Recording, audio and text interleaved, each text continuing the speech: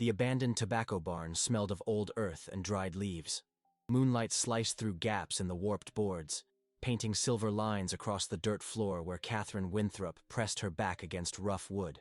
Her breath came fast, matching the rhythm of the man whose body met hers with an urgency that made her forget, for these stolen moments, that he was supposed to belong to her. His hands found her waist beneath layers of silk that cost more than his life was worth. Their lips collided with the desperation of those who know each second might be their last. Samuel Morrison's fingers traced the curve of her spine, and she arched into him, her fingers tangling in his hair. The heat between them exceeded the stifling Virginia summer night. When he lifted her against the wooden wall, she wrapped her legs around him, and for a moment they forgot the invisible chains. They forgot that the law considered him property. They were just two bodies claiming the only freedom still available to them. Outside, crickets sang their indifferent song. Inside, Catherine bit Samuel's shoulder to muffle the sounds threatening to escape her throat. His hand covered her mouth, not in violence but in protection, as her eyes rolled back and her entire body trembled.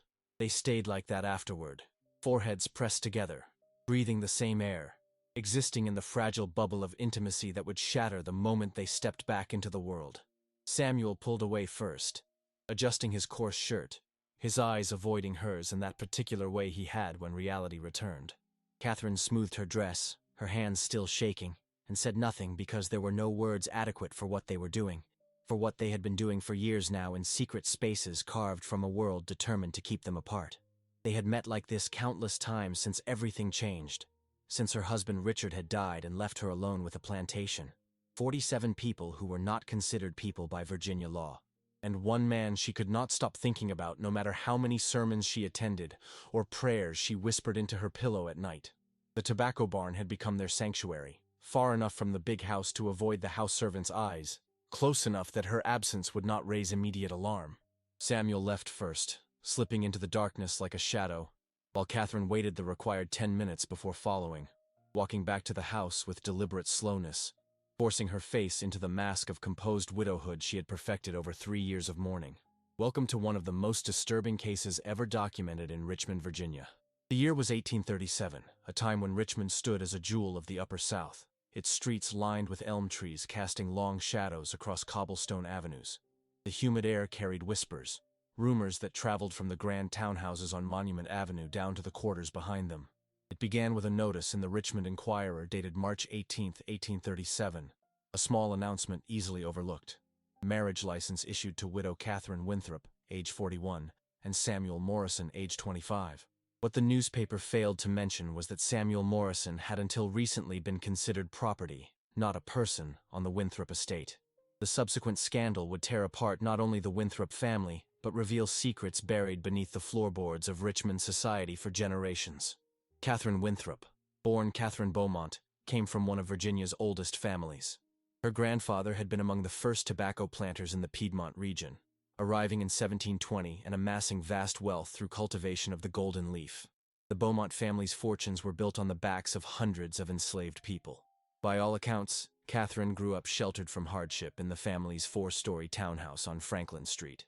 According to parish records from St. Paul's Episcopal Church, Catherine was married at 16 to Richard Winthrop, a widower 29 years her senior, owner of a tobacco plantation just outside the city limits.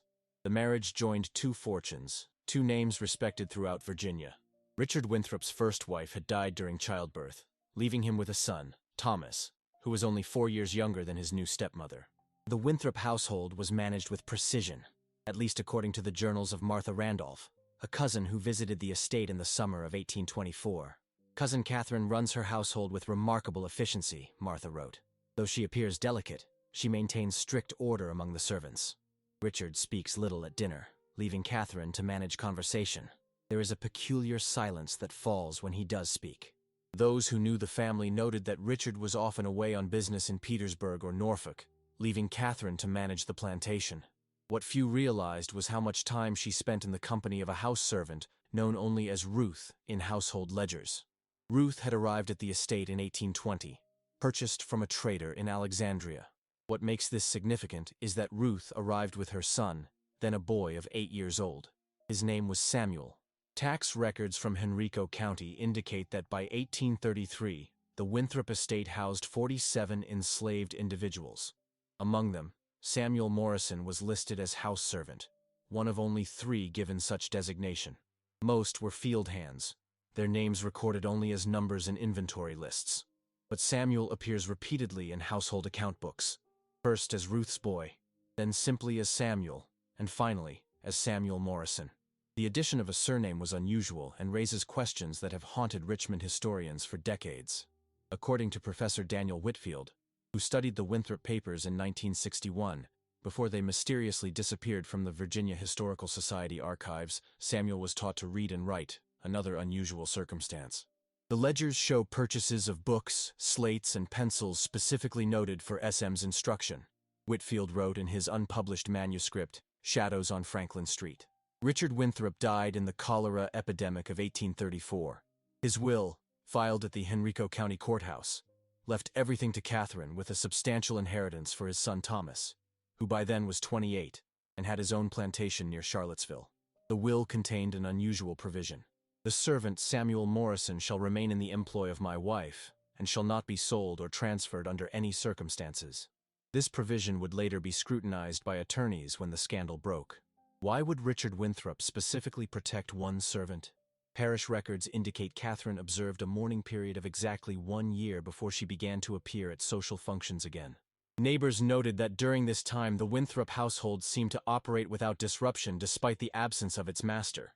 It was during this period that witnesses later reported seeing Catherine and Samuel Morrison in circumstances that raised eyebrows.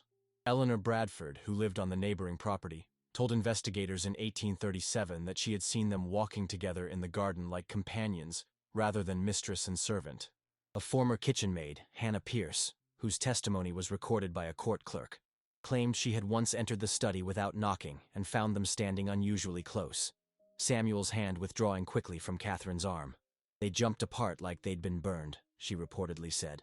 Mrs. dismissed me right quick, but her face was flushed in a way I ain't never seen before. Winter turned to spring, and spring to summer. The weeks passed in a strange, tense quiet. Catherine Winthrop began declining invitations to society events.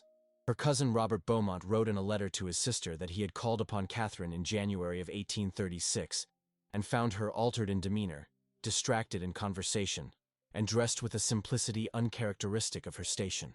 He noted that Samuel Morrison had served them tea, and that Catherine addressed him with a familiarity that I found disquieting. The letter continues, when I inquired after her health, she answered that she had never felt more alive. There was something in her eyes I did not recognize, something that reminded me not of our gentle cousin, but of someone with a secret joy.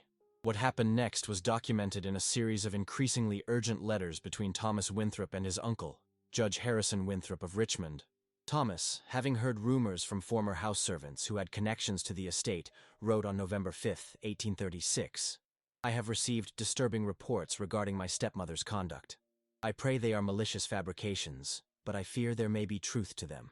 I intend to visit the estate unannounced next month to ascertain the situation for myself. Judge Winthrop replied, cautioning restraint, but his letter contained an ominous line. There have been whispers in certain circles. It would be prudent to address this matter privately before it becomes fodder for public speculation. According to court records filed later, Thomas Winthrop arrived at the estate on December 20, 1836, during a cold rain that had turned the roads to mud. The carriage tracks leading to the main house were still visible the next morning when the sheriff arrived, summoned by what was described in official reports as a disturbance of significant nature. What exactly transpired during Thomas's visit was never fully disclosed in public records. What is known is that Thomas Winthrop left the estate before dawn the following day and rode directly to the sheriff's office in Richmond. By noon, Samuel Morrison had been taken into custody on charges that were later dismissed. Catherine Winthrop was not arrested, but according to church records, she was asked not to attend services at St. Paul's for a period of reflection. The silence that followed was broken 5 weeks later by the marriage announcement. Catherine Winthrop had somehow secured freedom papers for Samuel Morrison, and then, in an act of defiance that shocked Richmond society, married him in a small ceremony performed by Reverend Isaac Baker, a Methodist minister known for his abolitionist sympathies. The ceremony took place not in a church, but in the parlor of the Winthrop home, with only 2 witnesses present, Ruth, Samuel's mother, and a lawyer from Philadelphia named Benjamin Crawford, who had arrived in Richmond 2 days earlier. According to hotel registers from the Exchange Hotel, Crawford stayed exactly one night in Richmond before departing for Washington and then north to Philadelphia, never to return to Virginia. The reaction was swift and merciless. The Richmond City Council convened an emergency session on March 20, 1837. The minutes of this meeting were later expunged, but according to newspaper accounts, they discussed a moral emergency threatening the very fabric of our society. Thomas Winthrop filed a petition to have his stepmother declared mentally incompetent and to assume control of the family estate. Judge Harrison Winthrop recused himself from the case, citing family connection, but privately wrote to the governor requesting intervention. The Beaumont family publicly disowned Catherine, placing notices in newspapers as far away as Petersburg and Norfolk, stating that she was no longer recognized as a daughter of our line. What happened next has been pieced together from fragmentary accounts, as many records were deliberately destroyed in what appears to have been an attempt to erase the scandal from Richmond's history. According to a letter found in 1952 during renovations of an old house on Gray Street, a group of 11 men visited the Winthrop estate on the night of March 25th. The letter, written by someone identifying himself only as a witness to infamy, described how the men surrounded the house carrying torches. They called for Morrison to come out and face justice. The widow appeared on the porch instead, a rifle in her hands. She said only, "This is my property and my choice. Leave now or face the consequences." There was something in her eyes that gave even the angriest among them pause. The men retreated that night, but returned with the sheriff 3 days later. They found the house empty, the furniture covered with sheets, as if the occupants had left in an orderly fashion rather than fled in panic. A search of the premises revealed nothing unusual, except for a small room off the main library that had been emptied of all contents. According to Hannah Pierce, the former kitchen maid, whose testimony was recorded months later, that room had been Samuel's study, where Catherine had taught him to read and write, and where they often spent evenings together. "They cleared it out complete," Pierce stated. "Not a book, not a paper. Nothing left to show what went on there for all those years." The disappearance of Catherine Winthrop and Samuel Morrison launched what newspapers delicately called the most extensive search for persons of interest in Henrico County history. Ports were watched, roads patrolled, neighboring states alerted. Thomas Winthrop hired private investigators from as far away as Boston to trace their movements. Yet despite these efforts, no confirmed sighting was ever documented. It was as if they had vanished into the humid Virginia air. Rumors, however, multiplied. A station master in Baltimore reported seeing a white woman and a well-dressed black man boarding a northbound train the morning of March 26th. A ship captain in Wilmington, Delaware, told authorities he had transported a mixed-race couple to Boston in late March, though he could not positively identify them from descriptions. Most intriguingly, a banker in Montreal, Canada, reported in July of 1837 that a woman matching Catherine's description had attempted to access funds using documentation from the Philadelphia lawyer Benjamin Crawford. As months passed without resolution, the scandal began to transform into something else. A whispered legend, a cautionary tale told to young women of good families. The Winthrop estate fell into disrepair. Thomas Winthrop, having finally secured legal control of the property in September of 1837, sold it to a family from Maryland and never returned to Richmond. What he did with the 46 remaining enslaved people is not recorded in surviving documents, though a bill of sale in the Henrico County archives shows that at least some were sold to a plantation in Mississippi. Ruth, Samuel's mother, was not among those listed in the sale. The investigation might have ended there, filed away as an unsolved mystery, had it not been for what was discovered 4 years later. In 1841, workers renovating the old Winthrop house for its new owners made a disturbing discovery beneath the floorboards of the small study that had been emptied. There, carefully wrapped in oilcloth, they found a leather-bound journal. The journal was turned over to local authorities and eventually made its way to Judge Harrison Winthrop, who was said to have read it in one sitting before locking it away in his personal safe. The judge died 2 weeks later of what was described as apoplexy, a stroke brought on by extreme agitation. The journal's contents were never made public. After Judge Winthrop's death, his widow claimed to have burned it without reading it herself, calling it a vessel of contamination. However, before its destruction, the judge's clerk, a young man named Marcus Thompson, admitted years later to having made a partial copy of certain passages. Thompson, who eventually moved to Philadelphia and became involved in abolitionist causes, shared these passages with a researcher from Yale University in 1859. According to that researcher's notes found in the Yale archives in 1956, the journal belonged to Catherine Winthrop and contained entries dating back to 1820, the year Ruth and her son Samuel arrived at the estate. The earliest entries described Catherine's initial interest in the boy. The child shows remarkable intelligence. Richard says, I indulge my curiosity too much, but there is something in the boy's eyes, a quickness of understanding that I have not seen in any child, white or black. Today I showed him my book of pressed violets, and he named each one correctly after hearing me say it only once. Later entries documented Catherine's decision to teach him to read, conducted in secret after her husband expressly forbade it. Richard would be furious if he knew, but what harm can come from knowledge? The boy absorbs everything I teach him with a hunger that reminds me of myself at his age. Before I was told that a lady's education should consist mainly of accomplishments rather than substance.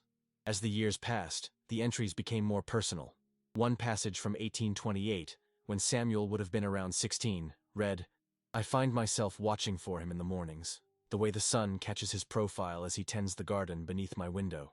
I tell myself it is maternal pride in his accomplishments, but I fear it may be something else entirely, something I dare not name even here. By 1833, a year before her husband's death, Catherine wrote, We spoke of poetry today, and as he recited Keats, I saw not the child I taught, but the man he has become. I closed the book and sent him away. Later I wept, though I cannot say precisely why. The most revealing passages, according to the Yale researcher's notes, came after Richard Winthrop's death. With Richard gone, the house breathes differently. Samuel and I walked in the garden at sunset, discussing plans for the south field. For the first time, I asked his opinion, not as a formality, but because I truly wanted to know his thoughts. Our hands brushed as we examined a damaged rose bush. Neither of us acknowledged it, but neither did we move away. Another entry from winter of 1835 stated, We no longer pretend. When the house is quiet and the doors locked, he comes to the study. We read together, talk together, exist together in a way I never thought possible with any human being.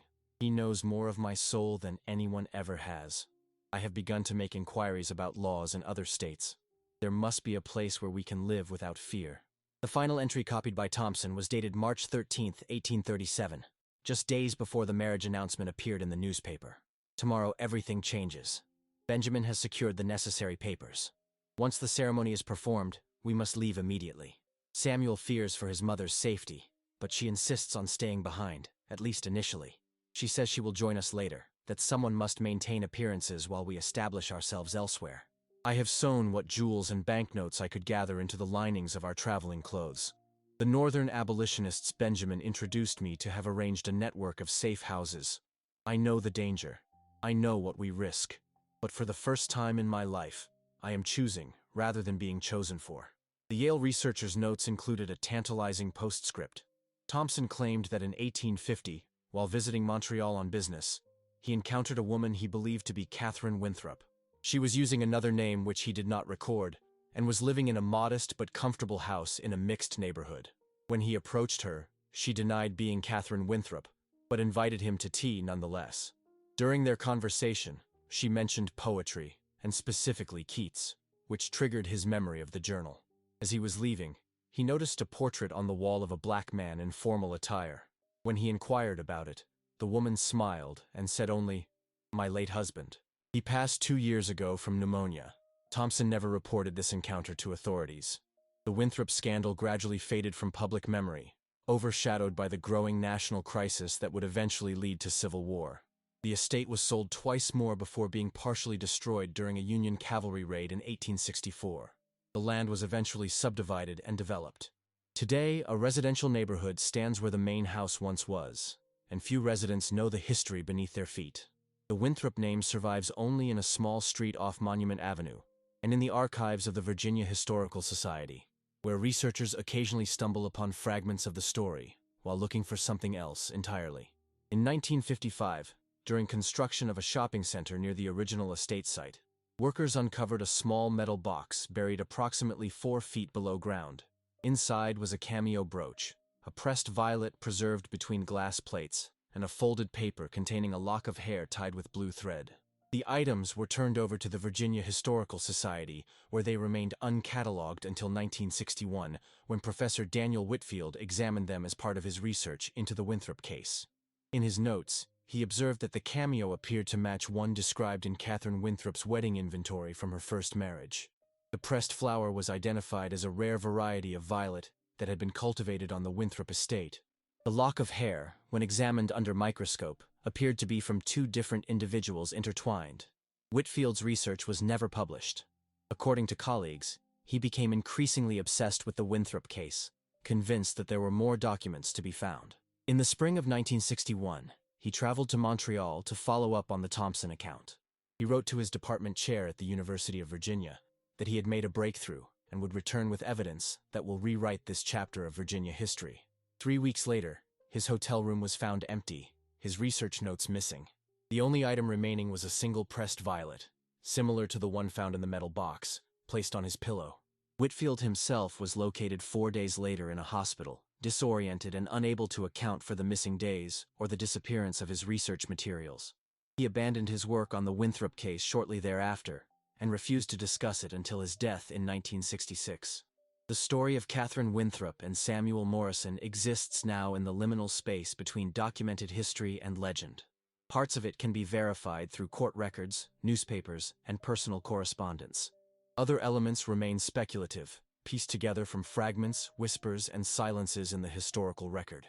What is certain is that in the spring of 1837, a wealthy white widow and a black man she had once owned according to the laws of Virginia disappeared together, leaving behind a society scandalized not just by their defiance of racial boundaries, but by the implication that their relationship had developed over years, perhaps even while Catherine's husband was still alive, within the very household that was meant to embody Southern social order.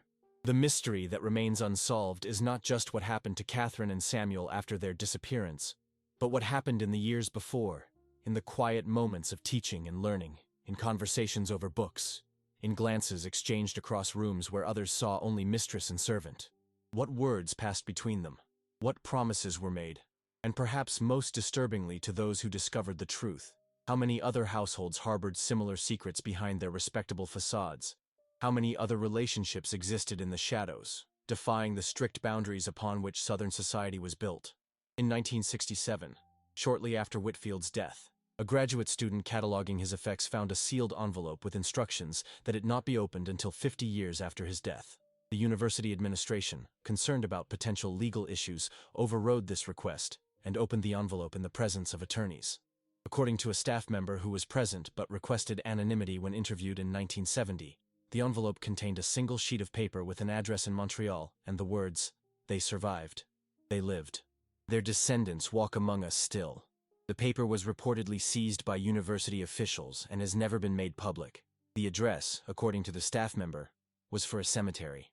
Today, the story of Catherine Winthrop and Samuel Morrison surfaces occasionally in academic papers, in specialized books on antebellum Southern society, or in whispered ghost tours of Richmond's historic district.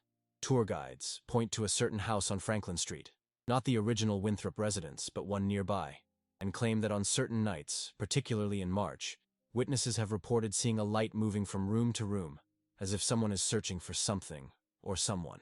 Others claim to have heard the faint sound of poetry being recited, though they can never quite make out the words. These are merely tourist tales, embellishments for the curious, with no basis in documented fact. What remains factual is this. In 1837, Catherine Winthrop and Samuel Morrison chose each other in a society that forbade such choices. They vanished rather than submit to separation. And somewhere, perhaps in a forgotten archive, in an attic trunk, or buried beneath a modern foundation, there may still exist evidence of what happened to them after they stepped out of recorded history and into the realm of legend. Until such evidence surfaces, their story remains one of the most disturbing chapters in Richmond's history, not because of any violence or supernatural element, but because it challenged the very foundations upon which an entire society was built, revealing the fragile nature of social conventions and the extraordinary measures some would take to maintain or defy them. In the words attributed to the Yale researcher who examined Thompson's notes, the most terrifying aspect of the Winthrop case is not what it reveals about the two individuals at its center, but what it suggests about countless others whose stories were never documented, whose defiance never made it into historical records, whose lives were lived in desperate silence or erased entirely from memory. How many Catherine Winthrops and Samuel Morrisons existed across the American South, their stories buried with them? And what does that tell us about the society that worked so diligently to ensure those stories would never be told? In 1974, during construction of a shopping center near the original Winthrop estate site, workers uncovered a small metal box buried approximately 4 feet below ground. Inside was a cameo brooch, a pressed rose preserved between glass plates, and a folded paper containing a lock of hair tied with silver thread. The items were turned over to the Virginia Historical Society, where they remained uncatalogued until Professor Daniel Whitfield examined them as part of his research into the Winthrop case. In his notes, he observed that the cameo appeared to match one described in Catherine Winthrop's wedding inventory from her first marriage to Richard Winthrop. The pressed flower was identified as a rare variety of rose that had been cultivated on the Winthrop estate gardens. The lock of hair, when examined under microscope, appeared to be from 2 different individuals intertwined, one light brown with hints of red, the other dark black with a slight curl. The deliberate intertwining suggested this was not accidental but intentional, a physical representation of 2 lives bound together. Just as Catherine Winthrop's journal had been reportedly destroyed after Judge Harrison Winthrop's death, these physical artifacts seemed to be all that remained of a relationship that society worked diligently to erase from memory. The cameo's inscription on the reverse, barely legible from decades underground, read simply, "To my heart's companion." The date, if there had been one, was too corroded to decipher. What made these items significant was not just their connection to Catherine, but their deliberate burial. Someone had taken the time to preserve them, to hide them where they might someday be found, as if ensuring that some trace of truth would survive beyond official records. The question remained, who buried them? Had Catherine herself returned secretly to Virginia years later to leave this evidence? Or had someone else, perhaps someone who knew the truth, ensured that these fragments would endure? The possibility that Catherine might have returned to Virginia after fleeing found some support in an unusual letter discovered in 2003 during renovations of a Quaker meeting house in Philadelphia. The letter, dated 1851 and addressed to Benjamin Crawford, the lawyer who had helped facilitate Catherine and Samuel's marriage and escape, came from an unsigned correspondent in Richmond. The handwriting analysis conducted by experts suggested it was written by a woman, likely educated, possibly in her 50s.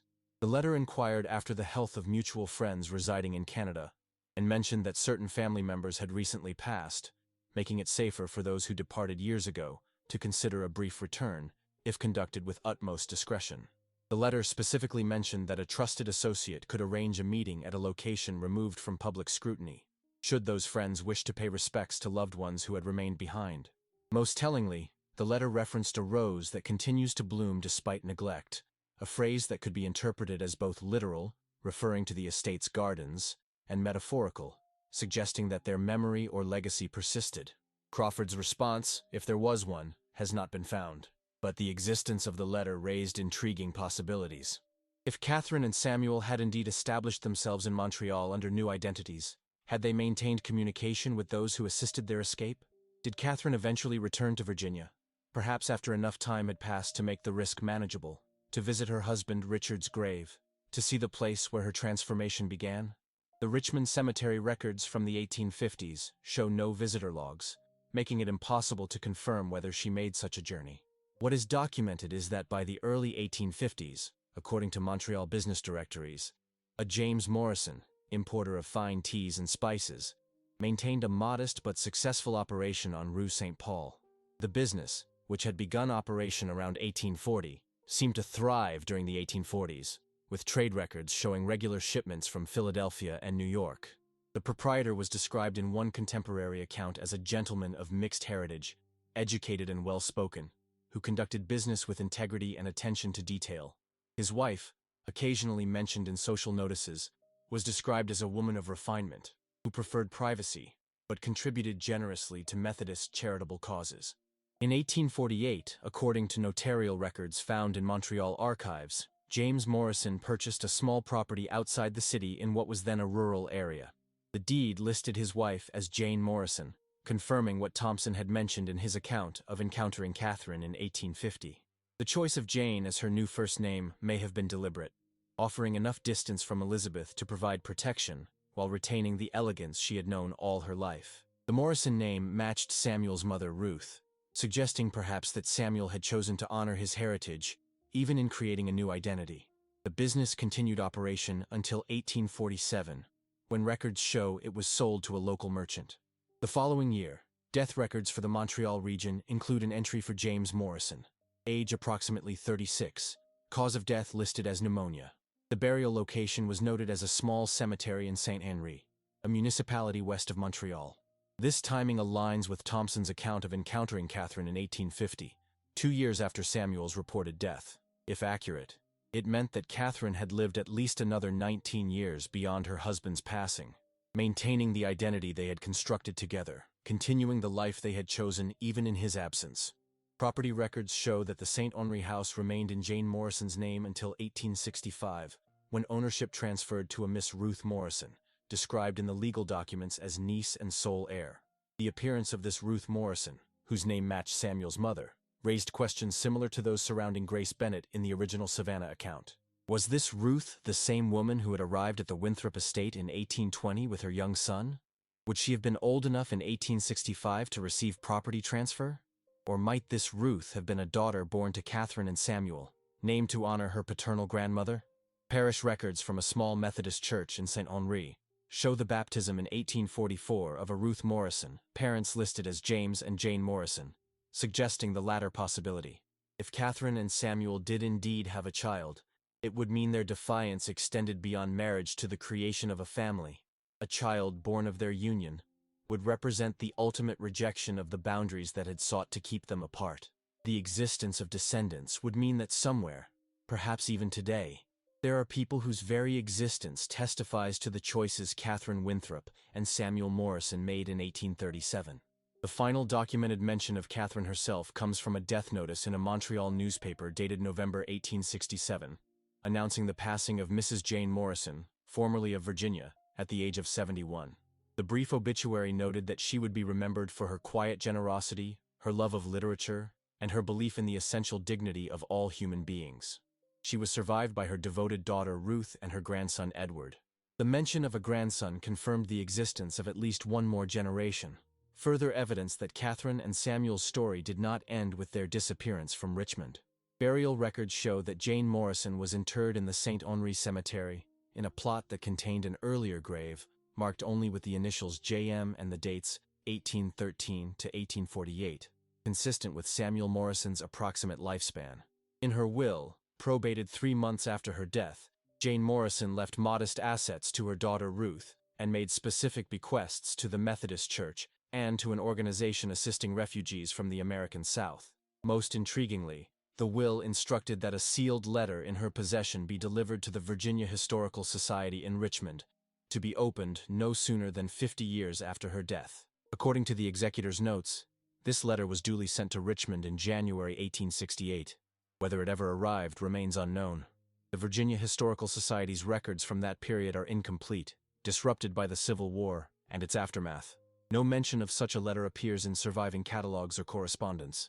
If it did arrive, it may have been filed away, lost in the chaos of the era, or deliberately suppressed by those who still found the Winthrop scandal too disturbing to acknowledge publicly.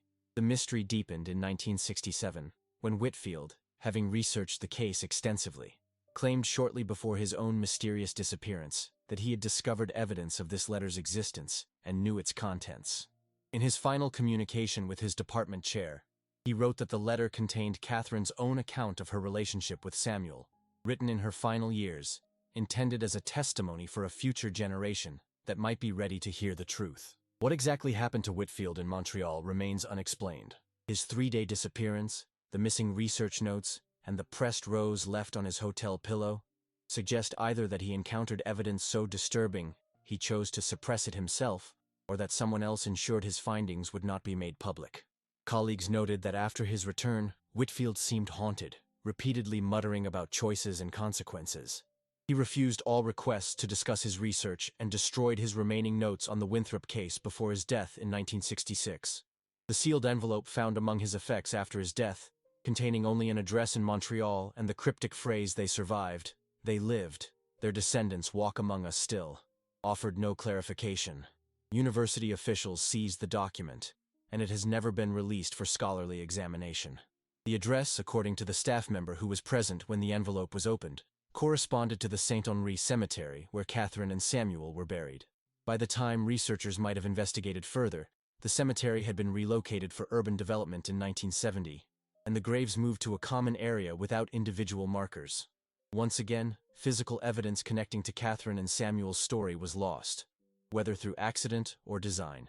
Today, more than 130 years after Catherine Winthrop and Samuel Morrison disappeared from Richmond, their story persists in fragments scattered across archives, whispered in academic conferences, and occasionally surfacing in popular accounts of antebellum Southern society. Historians debate what can be known with certainty versus what remains speculation. Some dismiss the more dramatic elements as embellishment, arguing that the documented facts, scandalous enough on their own, need no supernatural or mysterious additions. Others point to the pattern of disappearing evidence, destroyed journals, missing letters, sealed envelopes never opened, and researchers who abandoned their work after supposed breakthroughs, as suggesting a deliberate effort to suppress the full truth of what happened between Catherine and Samuel. The question that haunts scholars is not simply what happened after they fled Richmond, but what their story reveals about the society they left behind. If a widow of Catherine Winthrop's standing could maintain a forbidden relationship for years, eventually choosing to abandon her entire social world for it, what does that suggest about the rigidity and fragility of antebellum social structures? How many others might have harbored similar feelings, engaged in similar relationships, but lacked either the resources or courage to defy convention so completely? The silence in historical records regarding such relationships does not necessarily mean they did not exist, only that those with the power to record history chose not to acknowledge them. In Richmond today, the Winthrop name survives only in street names and in specialized historical works. The estate itself is long gone, replaced by residential neighborhoods where few residents know the history beneath their foundations. The small study where Catherine taught Samuel to read has been dust for more than a century. The tobacco barn where they met in secret was demolished decades ago. The physical spaces that contained their story have been erased as thoroughly as efforts were made to erase their memory, yet traces persist. In 2007, during renovation of a historic building in Richmond's Church Hill neighborhood, contractors discovered a small compartment behind a fireplace brick. Inside was a leather-bound volume, badly damaged by moisture and time, but partially legible. The book, identified as a first edition of Byron's collected poems published in 1826, contained an inscription on the flyleaf: "To my most dedicated student, who sees with a heart unbound by convention. May poetry always remind us that truth lives beyond the boundaries others construct." The initials CW were penned below in faded ink. On several pages throughout the volume, handwritten notes in two different scripts offered interpretations and responses to various poems. One hand, educated and flowing, posed questions about meaning and technique. The other, more careful and deliberate, offered thoughtful answers that demonstrated deep understanding. On the final page of the volume, below Byron's last poem, both hands had written the same line from different points in time, judging by the ink and style: "We are souls first. All else is merely costume." The book was donated to the Virginia Historical Society, where it remains in their restricted collection, available only to researchers who specifically request it. Few do, as the connection to the Winthrop case is not widely publicized. Those who have examined it note the intimate nature of the annotations, the sense of two minds engaged in genuine dialogue across barriers that should have made such exchange impossible. In Montreal, the house where Catherine spent her final years still stands, though it has been divided into apartments and shows no outward sign of its history. The neighborhood around it has transformed completely, the rural setting of the 1860s replaced by urban development. The cemetery where she and Samuel were buried has been relocated, its graves moved without individual identification to a memorial park miles away. No marker exists to show where they rest together, as they chose to rest when separate lives ended, and a shared eternity began. Their tea and spice business on Rue Saint Paul has long since been replaced by other ventures, the building itself altered beyond recognition. Nothing remains to indicate that a couple once worked there, building a life from fragments and hope, choosing each other daily in a world that insisted they had no right to make such choices. And yet, in archives across North America, fragments continue to surface. A letter here, a legal document there, testimony recorded decades after events, objects found in walls and beneath floors. Each fragment adds another detail to a picture that can never be complete, but refuses to fade entirely. The story of Catherine Winthrop and Samuel Morrison exists now in this liminal space, between documented history and legend, between what can be proven and what can only be imagined, between the official record and the silences that surround it.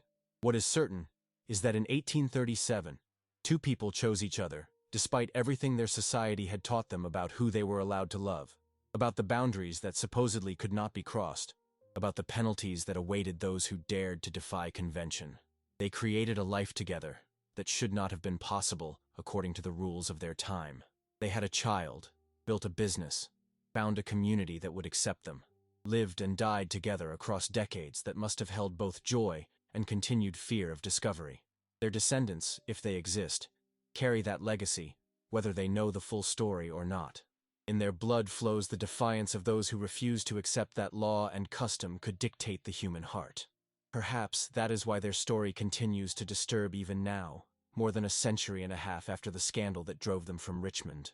It reminds us that history is written by those in power, that official records contain only what authorities choose to preserve, and that countless stories of human connection across forbidden boundaries existed in the shadows, never documented, never acknowledged, deliberately erased when they came to light. How many Catherine Winthrops and Samuel Morrisons lived and loved in secret throughout the American South? How many made different choices, succumbing to social pressure rather than risking everything for freedom? How many stories died with those who lived them, taking to their graves truths too dangerous to speak aloud? These questions echo through the empty spaces in archives, in the documents that should exist but do not, in the journals reportedly burned, in the letters mysteriously lost, in the researchers who abandoned their work after coming too close to answers. The most terrifying aspect of the Winthrop-Morrison case, as multiple historians have noted, is not what it reveals about two extraordinary individuals, but what it suggests about the countless ordinary people whose stories were never told, whose defiances remained hidden, whose choices to love across boundaries enforced by violence and law could never be safely acknowledged. In this sense, Catherine and Samuel's story belongs not just to them, but to all those whose names we will never know, whose lives touched briefly across impossible divides, whose hearts refused to obey the rigid categories that an entire social system depended upon maintaining. On certain evenings in Richmond, when humidity hangs heavy and the past feels closer than usual, local historians gather in archives and discuss cases like the Winthrops. They speak in careful academic language about gaps in the record, about the challenges of reconstructing antebellum social history, about the need to read silences as carefully as documents. But beneath that professional discourse lies something else, a sense that they are touching mysteries deliberately preserved, secrets protected by those who found them too dangerous to reveal completely. The Winthrop estate is gone. The people who knew Catherine and Samuel personally are long dead. The physical evidence has been lost or hidden or destroyed. What remains is a story that refuses to end, that surfaces in unexpected moments, that challenges comfortable assumptions about the past, that insists on being remembered even in fragments. And somewhere, perhaps in Montreal, perhaps in Richmond, perhaps in places far removed from where this story began, there may be people who carry in their features an echo of two faces that once met in secret, who embody in their very existence the choice two people made to defy an entire world for the sake of something that world insisted could not be real. The descendants walk among us still, carrying a legacy of courage and defiance in their blood, perhaps knowing the full story, perhaps knowing only fragments, perhaps knowing nothing at all, but feeling somewhere deep within that they come from people who chose love over safety, freedom over convention, truth over the lies that society built to keep people in their assigned places. That legacy, more than any document or artifact, is what survives when everything else has turned to dust. It is the answer to those who worked so diligently to erase Catherine Winthrop and Samuel Morrison from history. They survived. They lived. They loved. They created life. And that truth, fragmentary and incomplete as our knowledge of it may be, cannot be erased no matter how many journals are burned, how many letters go missing, how many researchers mysteriously abandon their work. The human heart, it seems, keeps its own records, independent of what official history chooses to acknowledge. And those records, passed down through generations in blood and bone and inherited memory, testify to truths that archives alone can never capture. In the end, perhaps that is the most important legacy of Catherine Winthrop and Samuel Morrison. Not the scandal they caused or the society they defied, but the simple insistence that love and connection can exist where they are forbidden, that people will choose each other despite impossible odds, and that some stories refuse to die even when everything possible has been done to silence them. Their whisper echoes still through the centuries, speaking to all those who have ever loved across boundaries, who have ever chosen authenticity over safety, who have ever believed that the human heart answers to something deeper than law or custom or fear. In that whisper lives the true disturbance at the heart of their case. Not that it happened, but that it keeps happening, generation after generation, despite everything society does to prevent it. Love, it seems, recognizes no boundaries, and history, no matter how carefully controlled, cannot completely erase the truth of that persistent, subversive, ultimately indestructible fact.